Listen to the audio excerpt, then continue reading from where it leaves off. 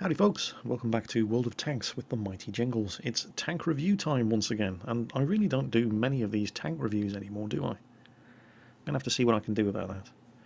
Well, today we're going to be looking at the Caernarvon British Tier 8 heavy tank. Development of this tank began in 1944, so technically this is a World War II vintage tank. 21 prototypes were built, but the British decided they didn't really like where this thing was going, and so development was halted and production was switched over to developing the Conqueror. Some of the prototypes did have the chassis reused in the Conqueror development, so if you think that the Conqueror just looks like a Caernarvon with a different turret, now you know why. If I had to sum up the Caernarvon in one sentence, that sentence would be, it's not a bad tank, but it's not a particularly good tank either. It definitely has some good features, but it's got a lot of bad features as well. Not enough bad features to make this a bad tank. It's not a bad tank. But at the same time, nobody's ever going to be saying, oh my god, I just unlocked the Caernarvon, it's the best tank in the game. There is a lot to like about the Caernarvon after driving the other British heavy tanks like the Churchill Black Prince, the Churchill Mark 7 and the Churchill Mark 1. Unlike those tanks, this thing is actually capable of moving without a good solid push from behind. It's certainly no speed demon, but with a top speed of 34.3 km per hour, it makes its predecessors look like bunkers on the Siegfried line. While the manoeuvrability isn't particularly good, with a track reverse of 24 degrees per second, it's still 4 degrees per second better than any of the tanks that preceded it. And the power to weight ratio isn't bad either. There's not a lot to choose from between the power to weight ratios of the Caernarvon, the IS-3 and the T-32. So, as far as speed and manoeuvrability are concerned, it's still a heavy tank. It's never going to beat a Pershing in a drag race, but there's a lot to get excited about if you just graduated to this from a tank like the Black Prince. How about the gun? Well, the Caernarvon gets the Type B barrel 20-pounder gun, and this is unquestionably the single best gun any of the British heavy tanks have had up until now.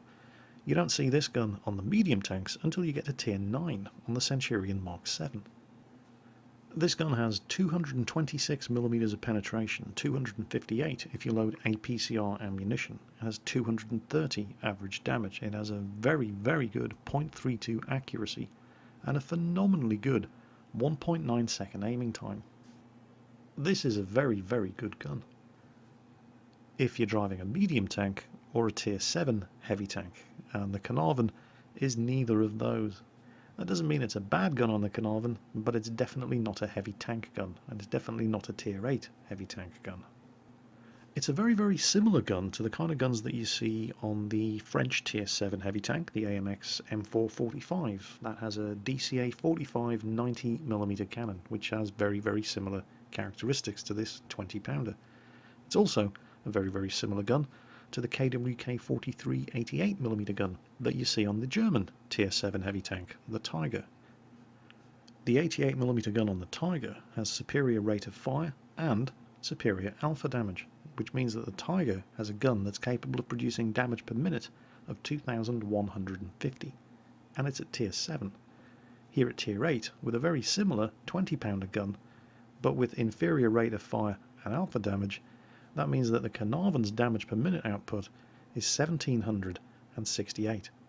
That's actually less than the Black Prince. So here at Tier 8 you've got a British heavy tank that actually has inferior damage per minute than the Tier 7 heavy tank that preceded it. Now the Black Prince could get away with that because it's a very heavily armoured Tier 7 heavy tank.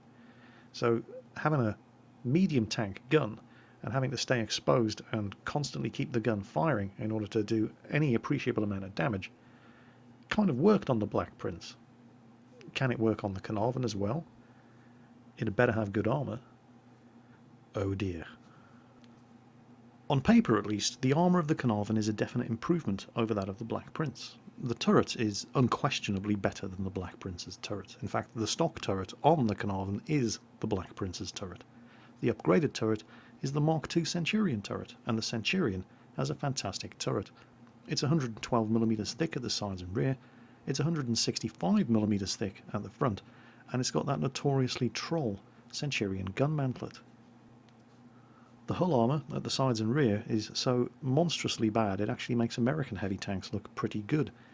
You definitely cannot side scrape with 51mm of side armour. Well, you can, but you better not expose any more than your tracks, otherwise you're going to be in a world of hurt. The frontal hull armour, while at 130mm isn't technically as thick as that of the Black Prince, it is sloped back at a very, very good angle, so at least on the upper glacis, you have functionally superior armour over the Black Prince. The problem is that the Black Prince doesn't get shot at by Tier 10 medium tanks with their APCR ammunition, and it sees a lot more Tier 9 medium tanks than the Black Prince, a lot of whom also fire armour-piercing composite rigid ammunition as standard, and that's before we even start getting shot at by monsters like the Jagdpanzer E100, something that no Black Prince driver ever has to worry about. So having functionally superior armour to the Black Prince is pretty meaningless when you consider the kind of games that the Caernarvon can get into that the Black Prince doesn't.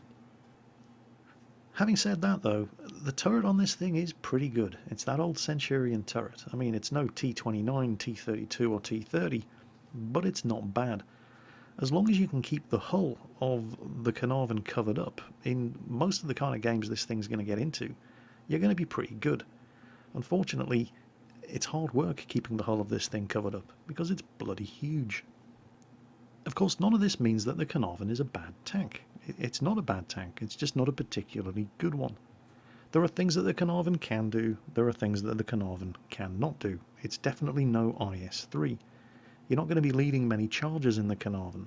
Well, you can, but you need to pick the terrain carefully. The IS-3 is a pretty strong tank. You can make a lot of mistakes in the IS-3 and get away with it. It's quite popular among bad players because they can make a lot of mistakes in the IS-3 and live to tell the tale. You can't make many mistakes in the Caernarvon.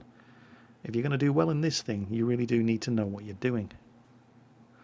A lot of people will say that the Caernarvon is basically just a slow, fat, heavier, less manoeuvrable Centurion. And there's a certain element of truth to that. But when you come to upgrade the tank, you're going to be grateful for it if you've gone down the medium tank line in the British tech tree, because the Caernarvon reuses a lot of the components in the British medium tanks. If you are the proud owner of a Centurion Mark 7, then when you come to look at the upgrades on your Caernarvon, you're going to find out that the only things that you actually have to spend any experience on are the tracks, the turret, and the top engine. You are probably going to want to get the turret first, and not just because it's a great turret, but because if you don't get the turret first, you're using the Black Prince turret, and if you're using the Black Prince turret, you can only use the 17-pounder gun. Now, a lot of people will ask, should you bother getting the Type B barrel 20-pounder gun on the Caernarvon at all? It's not that much better than the Type A barrel gun, and you don't have to unlock it in order to move up to Tier 9 and get the Conqueror. My recommendation would be that you get that gun on the Caernarvon anyway.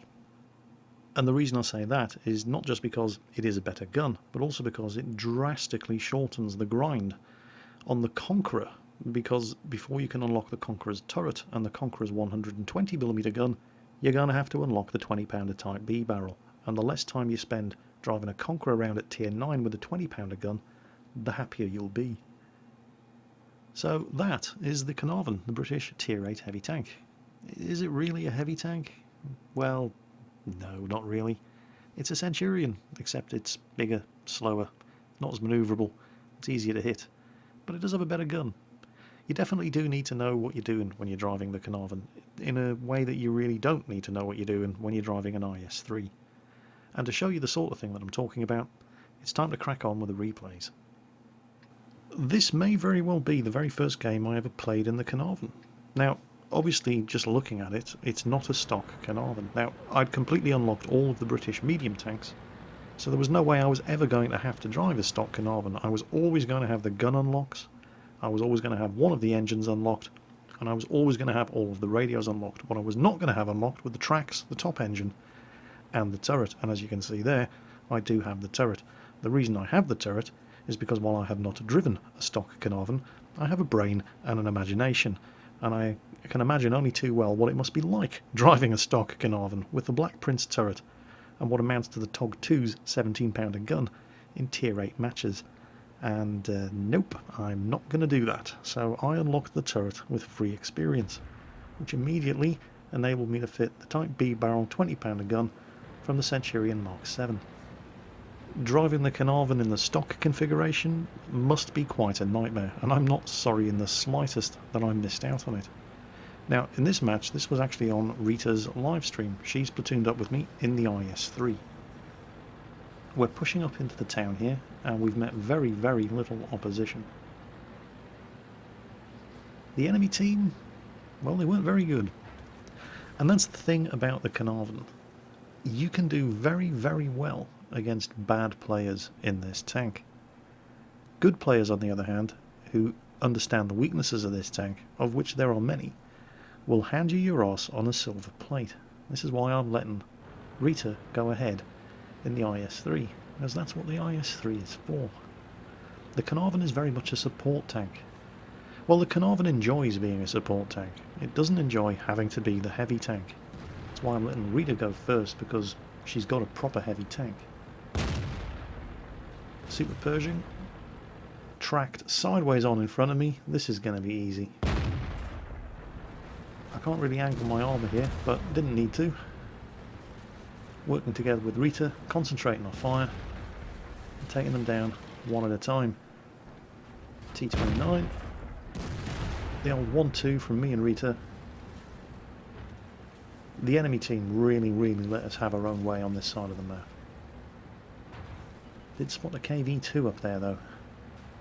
And with the armour on this thing, I really don't want to get shot at by a KV-2. Plenty of backup. And, oh, there he is. Fired on the move and hit him. And look at him. Come at me, bro.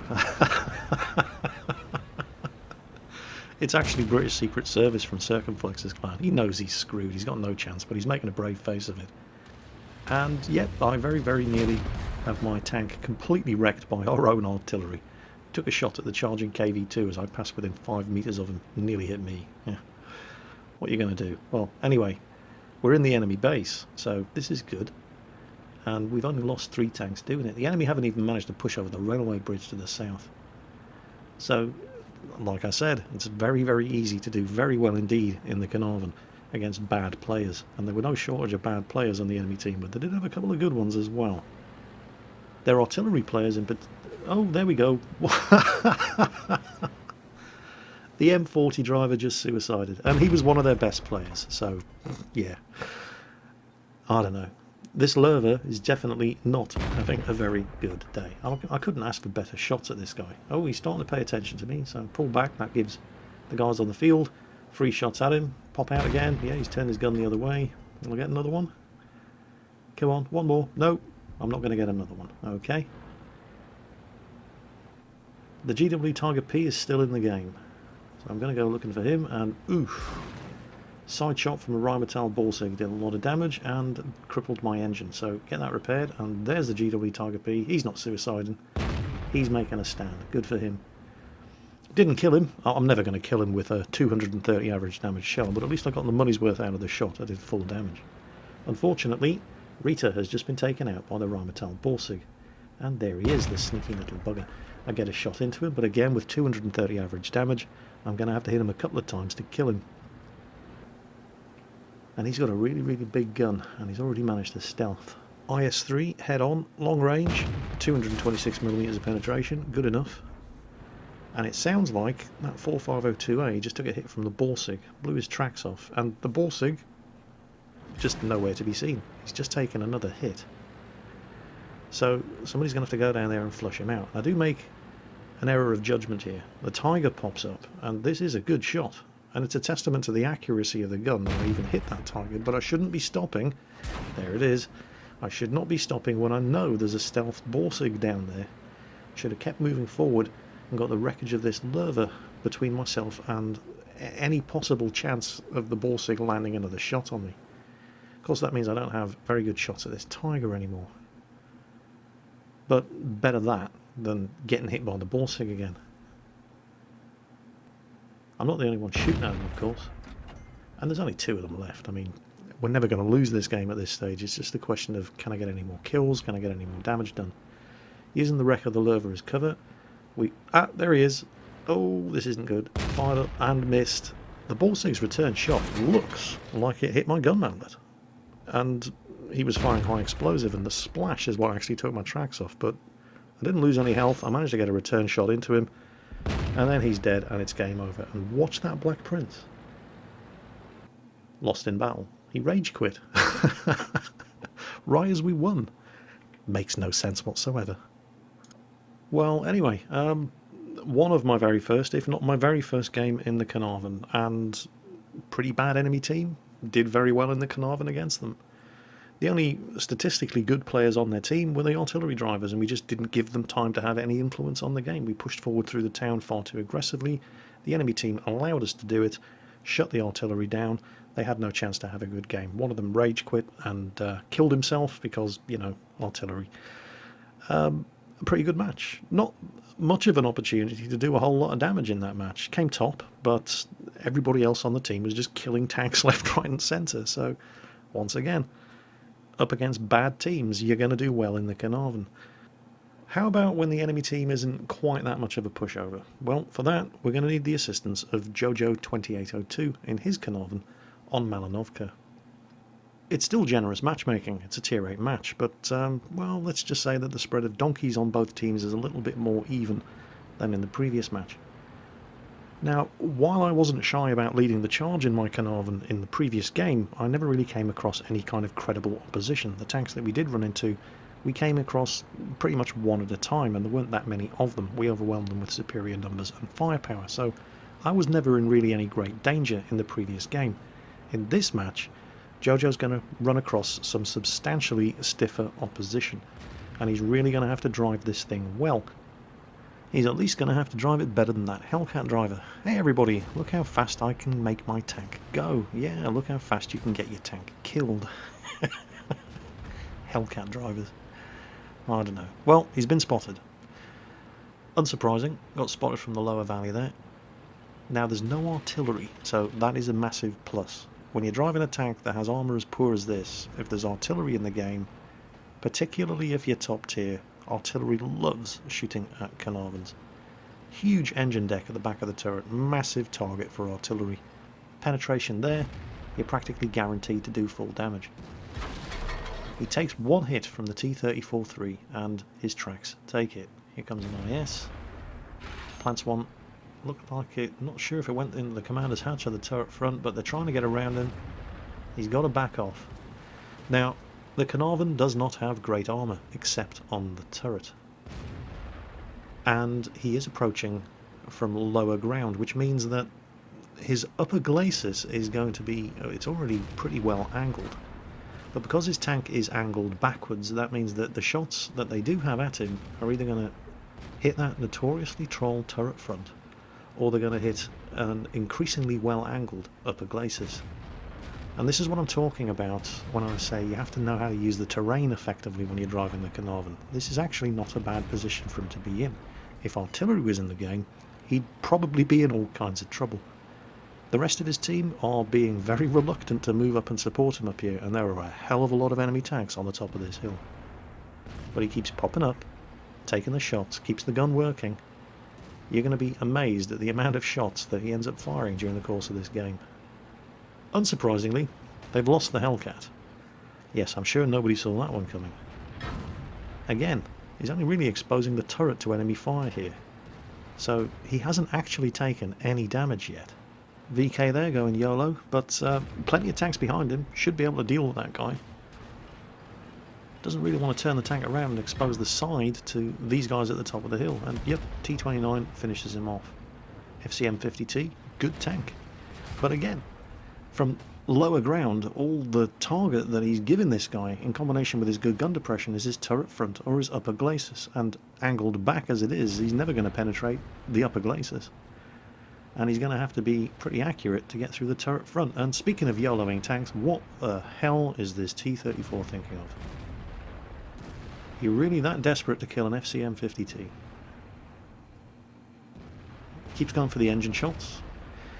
When you only do 230 average damage per shot, you really do have to maximise where you're going to put these shells, and he constantly keeps trying to set these tanks on fire by hitting them in the engine, which is a sensible thing to do. T-34 just threw his tank away there. They are ahead by 1 kill. And there are now substantially less enemy tanks on the top of the hill. What the hell was the Fury thinking? There was no way that was ever going to end well for the Fury. Ran right into a crossfire from a Cherie and a T-34-3 and an IS. Just nope, that's never going to happen. T-29 going over. He looks like he's hungry for a bit of Cherie. T-34-3 still up there, coming around. Looks like he's doing a YOLO run as well. His first shot misses. Takes a big old hit there. Second shot does not miss. He's going for the IS-3. And boom! Swings him around. Throws the gun right off target. Gives the IS-3 the chance he needed to defend himself. There's another kill. Still plenty of enemy tanks up here. Bounces another shot. There's the Cherie. Plants one into him. Looks like he's reloading. Nashorn on the hilltop there. And it's the Nashorn, surprisingly. I think it's the Nashorn that's the first tank in this entire game up to now to do, there it is, do any actual damage to his tank. They've lost the T-29 because that's what happens when you YOLO into 3 tanks at once. Nashorn is now a one-shot kill. You got him. Going for the Cherie, who is not paying any attention. More concerned with the targets to his front. And now this IS has just run out of friends. He keeps going for the tracking shot, but 230 average damage, you're not guaranteed to blow the tracks off a tank, even if you hit them in the drive wheel. IS bounces another shot off the gun mantlet. And the IS has got to go over the edge of the cliff or he's going to die. He's only prolonging the inevitable. They are being capped, by the way. And Jojo's team is losing. Unbelievably, after that performance on the top of the hill, it's hard to believe that the team is still somehow managing to lose. I'm going to nail this IS. There we go. On the move, like a boss. Got to get down into the cap. So what have they got? They've got a... well, Caernarvon. The IS-3 is a one-shot kill, so he's not going to be doing anything brave. They also have a Type 58, and the Type 58 has a fair amount of health. The enemy team have a Lerva, a Pershing, a T-34-2 and a Hellcat. So the T-34-2 and the Hellcat are probably in the cap circle. And it's been spotted, and there's the Hellcat, and it missed. But the big issue is that he's been spotted. Now they know he's coming, and they know where he's coming. And oh my god, the Lerva's stuck. Look at that. Well, he's got to reset the cap. I'm sure he'd love to farm damage on the Lerva, but he has to reset the cap. His first shot didn't do it, but the T-34-2 is just sitting there, so fine, okay. There we go, he's hit him. Now he needs to hit the Hellcat, but first he has to find the Hellcat, and the T-34-2 is making the maximum available use of cover. There's the Hellcat. Hellcat bounces one, and caps reset. So now he's got all the time in the world, and he can farm some free XP on that Lerva. Has the Lerva been paying attention? Is his gun pointing this way? No, of course it isn't. Pershing over the ridge there, doesn't really have a shot at the Pershing, but hey, free XP and damage on the Lerva. And I have to admit, because I haven't really seen much of Malinovka in recent patches, this took me by surprise. I honestly thought the Lerva was trying to suicide and drown himself, but it turns out that tanks can actually cross this section of the lake now. So this came as a big surprise to me. I tend to avoid this lake because I'm used to it being a death trap. Keeps going for the engine shot, again trying to maximise his potential of doing damage without having to expose his tank. It's going to take one more. I mean, he got a decent damage roll on the gun, but yeah, it wasn't enough. He's going to beat the Lerva's reload. Bingo, there you go. Now, while he's doing that, the enemy team have built up a substantial amount of cap points once again. So he's going to have to get up there and reset the cap. Using the bushes there as concealment. Can see them both. Bingo, there's the T-34-2. And can't see the Hellcat, but the T-34-2 is going to keep giving him. Oh, and he's shot him from the front and set him on fire. How's that for irony? All those engine shots that he took, no engine fires. T-34-2 shot from the front, engine fire. The only thing left is the Hellcat. He's down to his last round of armour piercing. He doesn't really need to, but he switches to APCR. There's the Hellcat. And there's the game. It's Jojo 2082 in the Caernarvon. How much damage do you think he did in this match? There's his results screen. Unsurprisingly, ace tanker, defender, high caliber, top gun, 108,000 credits earned. Nearly 3,000 experience, and that's not doubled for the first win of the day. So how much damage do you think he did? 4,000? 5,000? Do I hear 6,000? How about 7,631? I was feeling pretty good about my result until I saw this. And he spotted a fair few of those tanks at the top of the hill himself. How much damage do you think his team managed to do to the tanks that he spotted? 279. Pretty much everything that he spotted, he killed himself. Unbelievable. But played to the strengths of the tank. Good turret front, decent gun depression, upper glacis that, when angled back, is very, very bouncy indeed, and he used the terrain to the maximum potential of the tank that he was driving, and he got the result he deserved. So, the Caernarvon, the British Tier 8 heavy tank. I like the Caernarvon. I mean, that in and of itself isn't a particularly great recommendation. I'm nothing if not infamous for liking some terrible tanks. I mean, I like the TOG too, and it's awful. But the fact that I like the Caernarvon doesn't mean it's a bad tank. It's not a bad tank. It's just not a particularly good one. In the hands of a good player, you can do well in it, but a good player can do well in any tank. The Caernarvon is not particularly good, but that doesn't mean you can't have fun in it. You just better hope that you don't run into competent players on the enemy team, because anybody who knows how to exploit the weaknesses of this tank will give you a seriously hard time. It is certainly a breath of fresh air after driving the Churchill Mark I, 7 and Churchill Black Prince, and for that reason alone I'm pretty sure that British heavy tank drivers are going to have fun driving the Caernarvon as well. And don't forget, it does lead to the Conqueror, and the Conqueror is, well, it's a proper heavy tank. So that's it for the Caernarvon. I hope you enjoyed the video, folks. As always, take care, and I'll catch you next time.